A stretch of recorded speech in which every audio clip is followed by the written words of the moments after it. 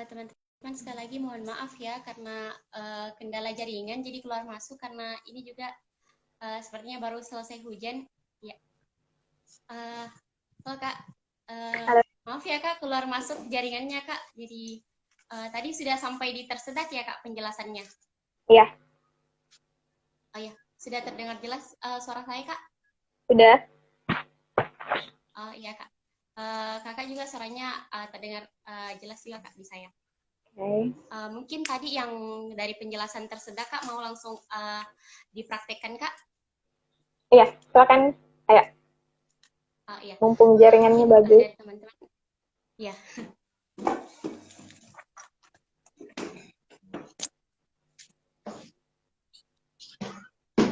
Oke, jadi silakan diperhatikan ketika ada korban yang mengalami tersedak, itu biasanya dia akan memegang lehernya, sehingga kita sebagai penolong itu harus berada di belakang korban. Jadi tangan yang dominan itu harus menopang tubuhnya korban. Jadi melingkarkan tangan di perutnya korban, kemudian korban harus membungkuk ke depan. Nah, tangan yang satunya itu akan memberikan tekanan dengan istilah back blow. Jadi silakan ditekan dari arah belakang, itu sebanyak 7 kali. Jadi tekanan ini diharapkan bisa dari tekanan luar itu akan mengirimkan udara yang ada di paru-paru itu mendorong benda asing yang tersangkut di leher sehingga bisa keluar. Kemudian yang kedua, setelah back blow kita ke abdominal thrust atau memberikan tekanan di daerah perut. Jadi penolong akan memeluk dari belakang. Jadi akan posisi tangannya diperhatikan. Jadi posisi tangan yang dominan itu akan membungkus tangan yang satunya. Jadi seperti ini, kemudian diletakkan di daerah ulu hati, itu dihentakkan ke dalam. Itu juga sama, sebanyak 5 kali. Itu hentakan tersebut prinsipnya sama, bisa memberikan tekanan naik ke paru-paru, sehingga udara yang ada di paru-paru mendorong ke atas benda asingnya. Nah, untuk posisi kaki, saya perhatikan, jadi posisi kaki penolong itu berada di antara kaki korban. Sehingga ketika korban tiba-tiba tidak sadarkan diri, maka kaki penolong yang satunya itu bisa menopang ke belakang, menarik tubuh korban ke belakang, sehingga korban tidak jatuh. Oke, itu untuk pertolongan pada orang dewasa yang mengalami kasus tersedak. Jadi perlu diperhatikan baik-baik, apalagi untuk anak-anak, karena anak-anak biasanya makan bakso harus diperhatikan, atau misalnya rambutan atau koin, karena itu kalau benda tersebut ukurannya lebih besar dan tidak bisa turun, maka dia akan tertinggal di leher. Ini kan gambarnya yang tanda silang itu ketika ada sumbatan, jangan mengorek dari atas, jadi bungkukan anaknya, kemudian berikan tepukan dari arah belakang, sehingga apa yang tersumbat itu bisa keluar. Nah, kalau kalian lagi sendiri di rumah, kemudian mengalami kasus tersedak, ada caranya sendiri. Boleh diperlihatkan pertolongan kalau lagi sendiri, kasus tersedak. Oke, jadi kalau lagi sendiri, boleh cari benda yang keras, baik itu kursi ataupun meja, dan menghentakkan daerah ulu hati. Jadi bukan bagian tulang dada ya, karena kalau tulang dada itu nanti akan jadi fraktur atau patah tulang, sorry. Jadi prinsipnya sama, semoga hentakan itu bisa mendorong benda asingnya bisa keluar.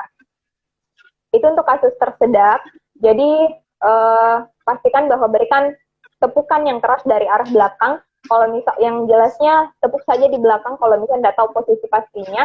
Kemudian yang kedua, pindahkan tangan dengan arah memeluk dari belakang, kemudian hentakkan ke atas. Itu penanganan awal atau penanganan dasar ketika ada pasien yang mengalami kondisi tersedak. Selanjutnya adalah sesak napas. Jadi sesak napas suatu kondisi di mana si korban itu tidak bisa mengontrol dengan baik pernafasannya, baik itu dia menjadi lebih cepat ataupun lebih lambat. Yang perlu dipahami ketika ada orang yang sesak, itu harusnya ada yang mendampingi. Karena kalau misalnya dia lagi sendiri, maka dia akan sulit untuk mengatur irama nafasnya atau pola nafasnya. Tapi kalau ada orang yang di sampingnya, maka ada yang bisa memimpin untuk mengatur nafas. Kalau orang sesak, jangan dibiarkan dalam kondisi yang berbaring. Jadi kalau misalnya dia bisa duduk, biarkan dia duduk. Kalau misalnya agak susah kalau duduk, nanti diberikan bantal di belakang dengan posisi 45 derajat. Jadi seperti itu, dan mengatur nafas, tarik nafas melalui hidung, kemudian dihembuskan pelan-pelan melalui mulut. Itu untuk pada saat untuk mengatur irama nafasnya pertama kali. Jadi tarik nafas lewat hidung, kemudian hembuskan lewat mulut. Jadi dan si korban itu harus dalam kondisi yang sudah tenang supaya pola nafasnya atau pernafasannya itu bisa lebih baik lagi.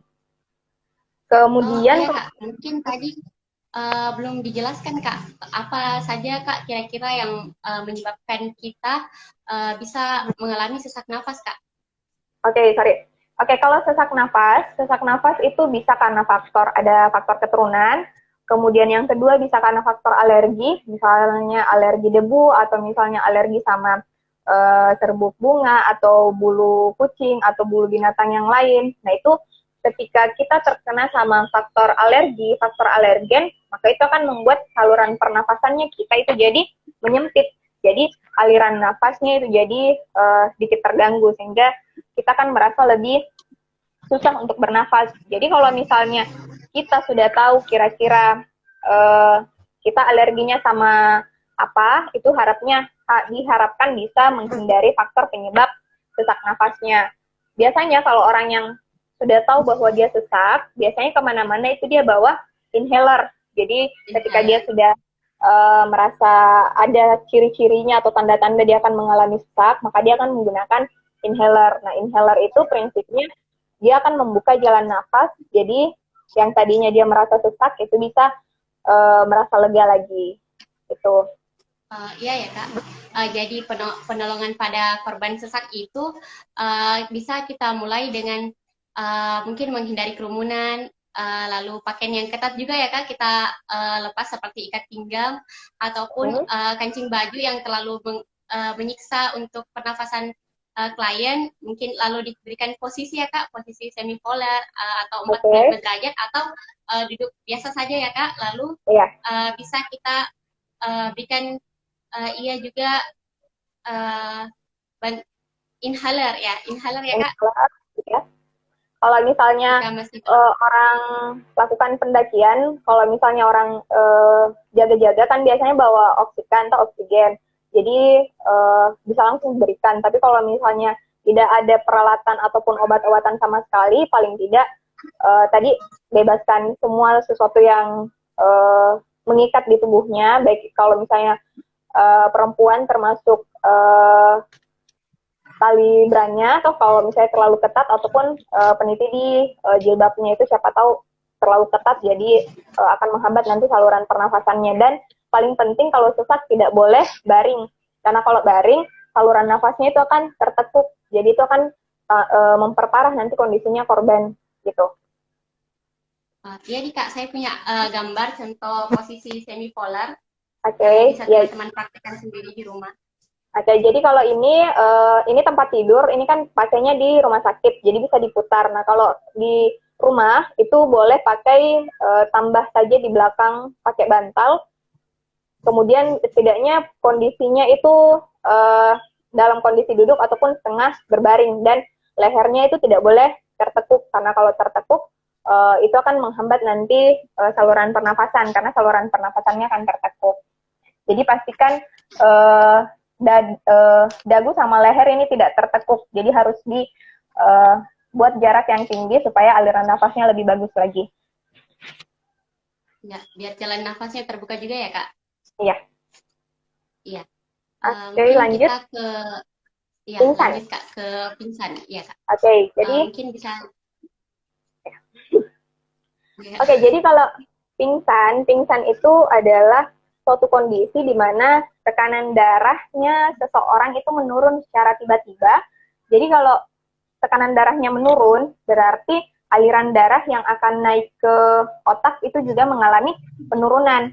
Nah, kalau otak itu mengalami penurunan suplai darah ataupun oksigen, maka dia akan mengalami gangguan fungsi, sehingga akan terjadi penurunan kesadaran. Nah, kira-kira apa yang pada kondisi apa seseorang bisa mengalami pingsan? Paling sering adalah ketika terlalu lama terpapar di bawah panas matahari. Ataupun satu upacara, Kak. Iya, satu upacara itu paling sering. Karena kan kalau upacara pasti berdiri, toh. Nah, kalau berdiri kan kalau berdiri, darah yang ada di kaki, darah itu pasti akan selalu bergerak ke bawah karena ada gaya gravitasi. Nah, kalau misalnya panas, perlu kita perhatikan atau ingat kalau panas, pembuluh darah itu akan mengalami pelebaran. Nah, kalau pembuluh darah di kaki melebar, berarti jumlah darah yang di kaki itu akan jauh lebih banyak atau tertampung di kaki. Sehingga darah yang akan kembali naik ke jantung itu jadi berkurang. Nah, kalau misalnya darah yang kembali ke jantung berkurang, berarti darah yang harus dipompakan jantung juga mengalami pengurangan. Nah, sementara jantung itu berfungsi untuk memompa darah, salah satunya naik ke otak. Jadi, kalau misalnya ada gejala mulai penglihatannya kabur, penglihatannya gelap, itu pastikan langsung ambil posisi duduk dan naikkan kaki supaya aliran darah yang ada di kaki itu bisa kembali lagi ke jantung. Yang kedua adalah posisi tubuh yang berubah secara tiba-tiba. Jadi kenapa orang kalau tidur sangat tidak suka kalau langsung dikasih bangun secara tiba-tiba. Toh misalnya langsung dikasih bangun kaget.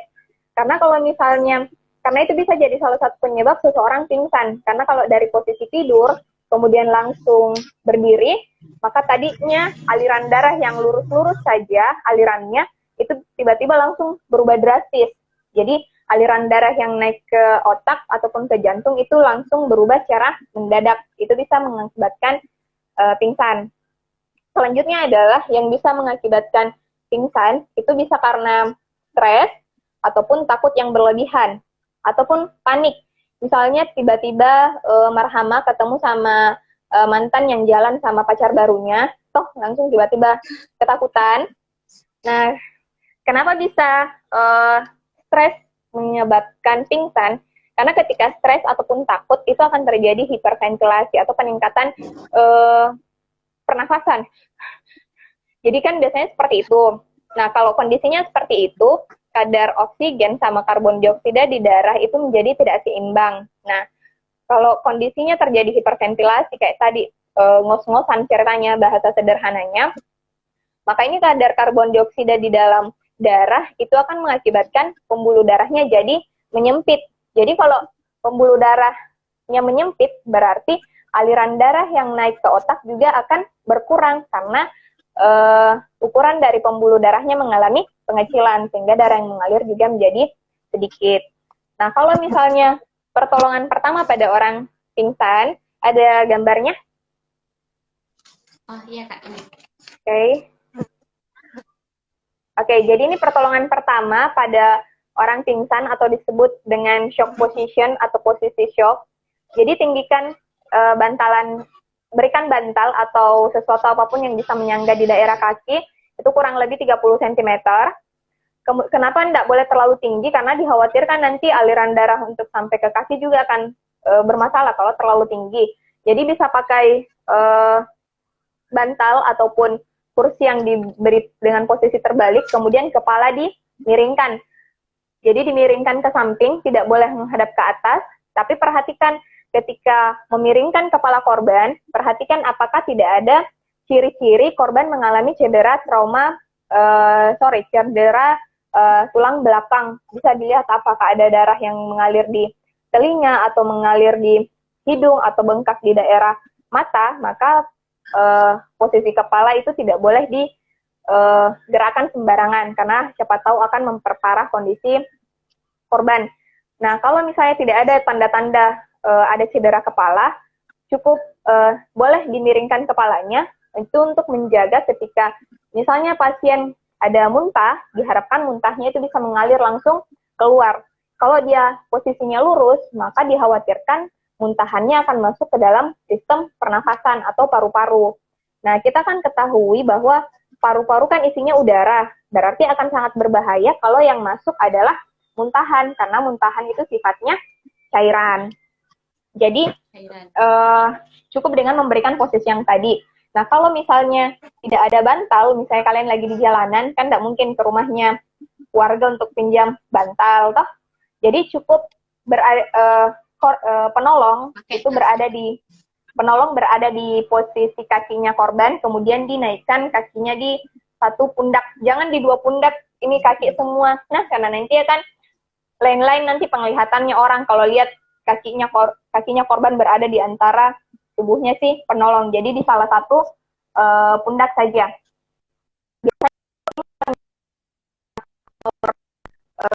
Yang panas, kemudian perubahan tubuh yang tiba ataupun stres, takut, itu biasanya akan sadar kurang dari 2 menit.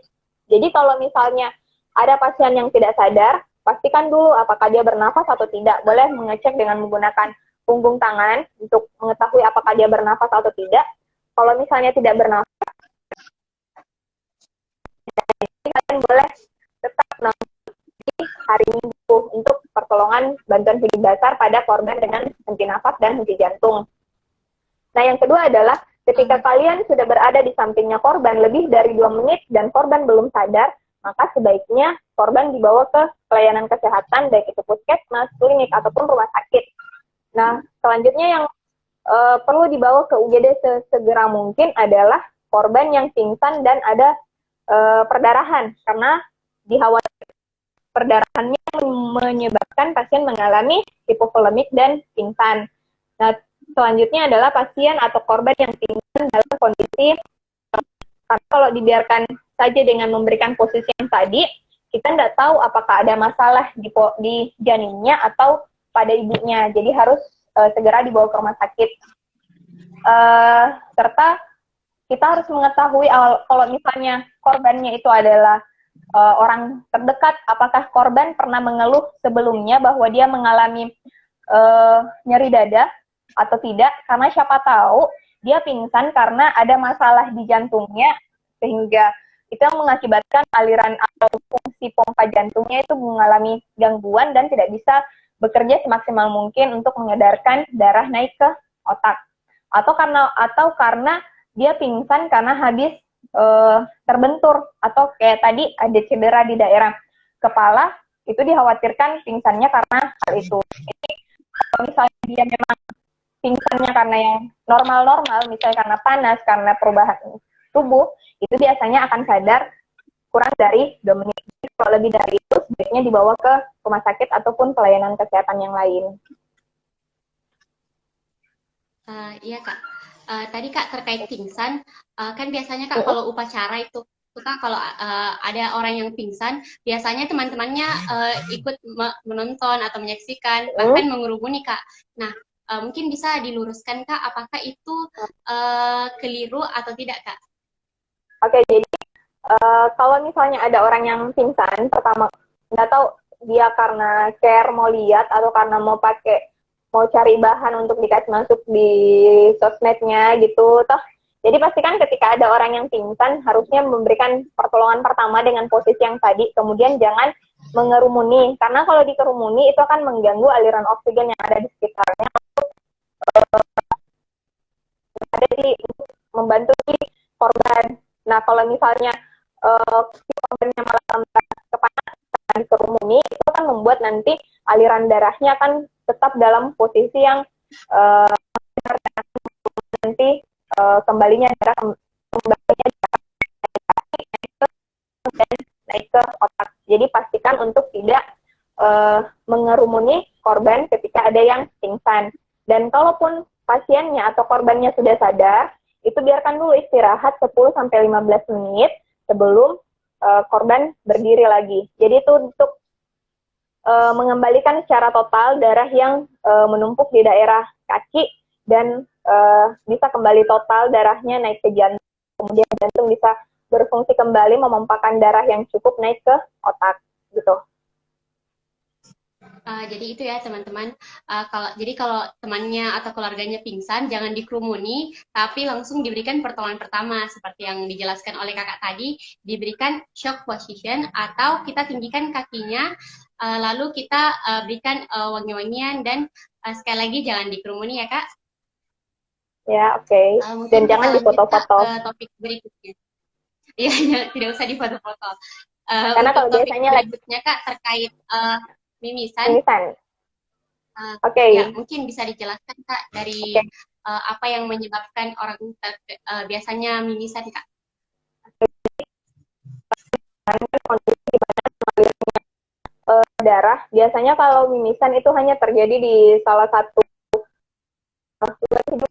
Kalau misalnya keduanya, dikhawatirkan itu perdarahan di bagian nah kalau misalnya ini kan bagian hidung, fungsi dari hidung adalah ketika kita menghirup udara, maka udara itu akan disaring oleh rambut-rambut hidung, kemudian udara itu akan dilembabkan dan dilakukan penghangatan. Jadi kalau misalnya kenapa dia bisa hangat, kenapa udara yang kita hirup bisa hangat? Karena di sini banyak pembuluh darah dan dia diselimuti sama lapisan yang cukup tipis.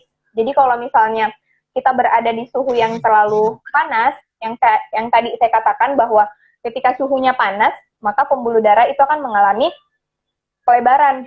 Sama seperti balon, ketika balon terlalu meregang secara sempurna, secara terlalu besar ceritanya, maka dia akan beresiko pecah. Nah, itu yang akan terjadi pada hidung. Udara di hidung akan gampang mengalami pecah ketika dia terpapar sama suhu panas dalam jangka waktu yang lama, dan itu akan mengalirkan darah. Dan biasanya itu tidak lama, karena kalau lebih dari 15 menit perdarahannya tidak berhenti, itu sebaiknya dibawa ke rumah sakit ataupun pelayanan kesehatan. Nah, mungkin bisa diperlihatkan gambarnya, tindakan yang biasanya mungkin harus diluruskan, karena biasanya kalau orang mimisan itu malah menghadap ke atas, orang akan berpikiran ketika dia menghadap ke atas, maka darahnya itu akan berhenti mengalir ke luar. Nah, ini yang ditakutkan ketika dia menghadap ke atas, maka darahnya itu akan mengalir ke dalam. Kalau dia mengalir ke arah belakang, maka dikhawatirkan atau ditakutkan darahnya akan masuk ke saluran pernafasan. Jadi harus dengan posisi yang ini yang ada tanda checklist. Jadi dengan posisi membungkuk dan menghadap ke bawah. Jadi kalaupun darahnya akan mengalir ke bawah, pas dibuka nanti jepitannya itu mungkin darahnya akan gampang kelihatan. Tapi kalau menghadap ke atas itu susah. Nah, yang harus dijepit atau ditekan adalah, boleh lihat gambarnya lagi? Oke, jadi yang dijepit ada, bukan yang ujung hidung paling luar, tapi yang ujung tulang dari hidungnya. Jadi boleh dipegang masing-masing hidungnya. Jadi yang dipencet itu bukan yang paling luar, tapi agak ke dalam. Itu dilakukan tekanan kurang lebih 10 menit. Minta korban ataupun pasien bernafas melalui hidung. Itu dilakukan selama 10 menit, kemudian pada saat dilepas, apakah masih berdarah atau tidak. Kalau berdarah, lakukan tindakan yang tadi, ulang kembali. Tapi kalau lebih dari 15 menit dan masih ada perdarahan, maka sebaiknya dibawa ke rumah sakit. Biasanya kalau di kampung, itu ketika ada yang mimisan, itu dia mengambil daun sirsak, kemudian dimasukkan ke dalam hidung. Mungkin belum ada penelitian ataupun yang memastikan bahwa dengan daun sirsak itu bisa menghentikan perdarahan, tapi mungkin karena faktor pengalaman ataupun karena memang orang dulu sering melakukan itu dan terbukti, sehingga itu yang berlangsung.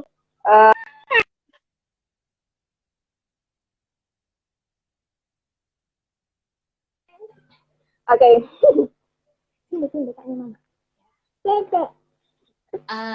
Kak, mungkin juga biasanya Kak ya, kalau di kampung-kampung itu, kalau ada yang mimisan biasanya langsung disiram Kak kepalanya. Nah, mungkin bisa diluruskan juga Kak bagian yang itu. Ada di print gambar yang ini? Jadi kalau misalnya mimisan, itu tidak perlu menyiram bagian kepala. Karena kalau Karena kalau bagian kepalanya yang disiram, sementara yang mengalami perdarahan adalah hidung, itu jauh sih ceritanya, jauh sih sasarannya. Jadi cukup ambil kain, kemudian itu diisi sama es batu, kemudian kain tersebut nanti dikompreskan di hidung. Jadi tidak perlu siram. Oke, jadi seperti ini gambarnya. Jadi tidak perlu siram kepalanya pakai air, cukup bagian hidung saja yang dikompres pakai es batu yang sudah sudah diselimuti sama kain. Jadi seperti itu pertolongannya kalau pada korban mimisan. Jadi cukup simpel ya Kak, pertolongan pertama pada korban mimisan, kita hanya perlu menekan hidung, tapi di bawah tulang yang keras ini, yang bagian hidung yang lunak di bawah yang keras, lalu kita menunduk ke bawah, bukan menunduk ke atas ya Kak, itu adalah cara yang salah teman-teman. Mungkin dengan pemikiran bahwa darahnya akan naik ke atas, tidak seperti itu ya. Jadi setelah menonton live ini, teman-teman jadi tahu bagaimana pertolongan pertama pada korban mimisan. Sedikit tambahan juga Kak, yang setelah menutup hidung, mungkin bisa bernafas melalui mulut Kak. Iya, jadi pastikan ketika menutup hidung, korban harus bernafas lewat mulut. Karena siapa tahu nanti terjadi henti nafas, tidak bernafas korban karena tidak ditutup terus hidungnya. Jadi pastikan ketika ditutup hidungnya, itu harus bernafas lewat mulut. Kalau misalnya anak-anak yang mengalami mimisan, boleh dibantu hidungnya. Jadi nanti di pangku anaknya, kemudian si orang tua yang membantu menjepit dari belakang. Oke, selanjutnya adalah luka.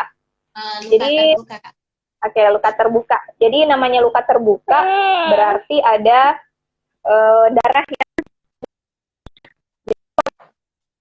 yang keluar.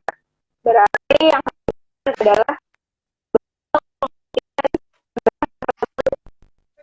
salah satu tindakan yang cukup dengan melakukan bebat tekan. Jadi bebat tekan dengan menggunakan kain bersih, kemudian tekan sampai kita itu sudah berhenti. Nah, kalau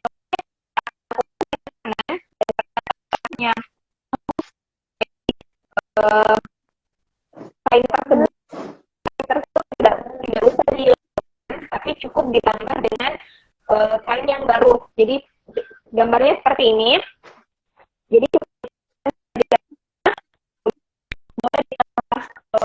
lapisan kainnya ketika sudah banyak darah jika luka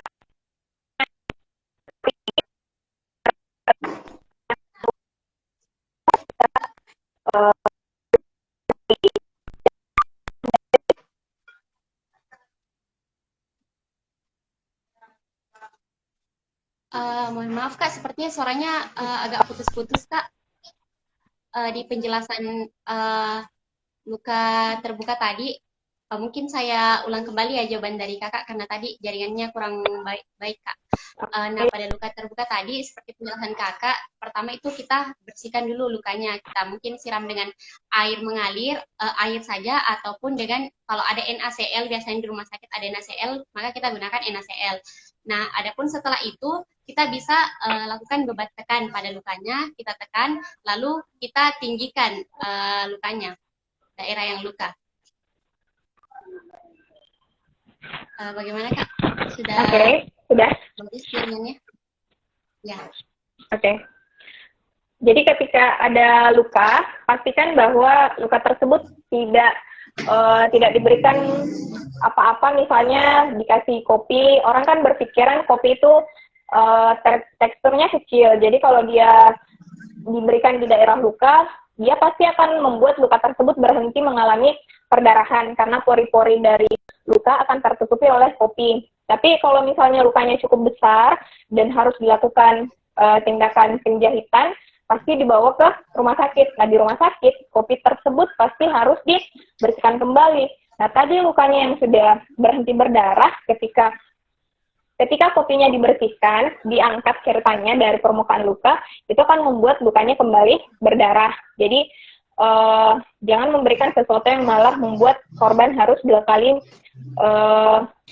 mengalami perdarahan yang berulang. Jadi cukup bersihkan kalau misalnya lukanya, misalnya luka korban kecelakaan misalnya di tanah, berarti banyak pasir, banyak debu yang melengket, itu harus pastikan pasirnya itu dibersihkan baik-baik, karena kalau tidak itu akan jadi bahan atau sarang infeksi. Nah kalau misalnya jadi jangan tunda untuk bawa ke rumah sakit ketika lukanya tidak segera sembuh atau ada tanda-tanda infeksi atau lukanya besar sehingga butuh dijahit, itu harus sebaiknya dibawa ke rumah sakit. Tidak akan bisa sembuh kalau misalnya hanya dilakukan bebat tekan saja. Jadi kalau ada tanda-tanda infeksi, ada banyak atau misalnya ada benda asing yang tertinggal di dalam dan harus lukanya terbuka lebar dan memang harus dihekting, itu sebaiknya dibawa ke rumah sakit. Terus, Ya, Kak. apalagi ya? Itu tadi ya Kak, mengenai pertolongan pertama pada luka, kita tidak usah memberikan kopi, pasta gigi, atau semacamnya. Cukup dengan kita berikan pertolongan pertama yang tepat, yaitu dengan membersihkan lukanya, lalu memberikan bebat tekan dengan kain yang bersih. Kalau tidak ada kasa, kita bisa gunakan kain yang bersih ya Kak, lalu kita tinggikan daerah yang luka. Oke, yang sedikit lagi, kalau misalnya kan biasa tidak sengaja terkena sama sesuatu yang panas, mengakibatkan terjadinya luka bakar. Paling sering juga di masyarakat pakai Pepsodent, karena mungkin Pepsodent ada kandungan minnya sehingga itu memberikan rasa dingin pada luka tersebut, ataupun memberikan madu. Nah, odol yang diberikan pada luka tersebut kita tidak tahu kandungannya apa, sehingga kita tidak bisa pastikan itu akan memberikan efek yang bagus atau tidak terhadap luka. Terus yang kedua, kalau madu, kita tidak tahu apa. Sekarang kan kita tidak tahu apakah madu tersebut madu asli atau misalnya ada campuran bahan lainnya yang bisa berakibat luka. Jadi ketika terjadi luka bakar atau sesuatu yang panas, itu cukup dialiri saja sama air biasa. Jangan pakai air hangat ataupun air dingin, karena kan ini kenanya sama sesuatu yang panas. Kalau kenanya sama air dingin, itu dikhawatirkan nanti perbedaan suhu yang sangat tinggi karena habis kena panas, kemudian kena yang sama sesuatu yang terlalu dingin. Jadi cukup aliri dengan air biasa. Kemudian kalau misalnya luka bakarnya itu ada, misalnya ada bioplasenton atau ada salep, itu nanti boleh diolesi lukanya, kemudian ditutup. Jadi kalau luka bakar ataupun luka yang lainnya itu harus ditutup, kecuali kayak luka lecet saja yang hanya bagian kulit paling luarnya yang kena. Oke, mungkin itu. Mungkin teman-teman yang punya pertanyaan terkait 5 subtopik kita tadi bisa ditanyakan di kolom komentar ataupun di question box ya, terkait 5 materi yang Kak Uni bawakan tadi mengenai tersedak, sesak nafas, mimisan, pingsan, dan juga luka terbuka. Dan sedikit kesimpulan lagi ya Kak terkait tadi tersedak. Tersedak itu kita cukup gunakan teknik back blow atau abdominal thrust. Back blow itu yang kita tadi menekan memberikan tepukan, menekan di belakang pasien ya dengan jari seperti ini. Lalu teknik abdominal thrust itu kita tekan di bagian perut pasien, lalu kita dorong ke atas. Ya, adapun yang selanjutnya itu terkait sesak. Kalau sesak itu kita cukup berikan posisi ya Kak, tidak dikerumuni, berikan posisi maksudnya sini posisi semi volar atau duduk seperti biasa atau miring 45 derajat seperti yang dicontohkan pada gambar tadi. Teman-teman juga yang masih tidak menyaksikan dari awal, nanti kita juga akan membagikan materi di akhir kegiatan. Sepertinya Kak, teman-teman sudah mengerti ya Kak terkait pembahasan kita tadi, karena sudah tidak ada pertanyaan dari teman-teman dan sudah terjawab juga tadi Kak, sambil jalan ada juga yang bertanya dan sudah terjawab oleh jawaban dari Kak Uni tadi. Oke. Jadi nanti teman-teman saya ingatkan sekali lagi, materi akan di-share di akun resmi Instagram Siaga Nurse Unhas. Jadi di-follow ya teman-teman untuk update materinya nanti. Mungkin itu saja Kak materi untuk kita hari ini.